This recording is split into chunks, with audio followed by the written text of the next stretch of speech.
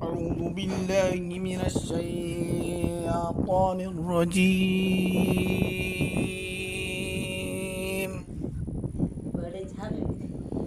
بسم الله الرحمن الرحيم.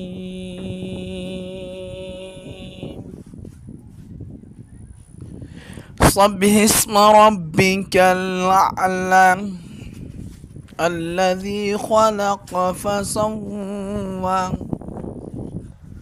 والذي قدر فهدى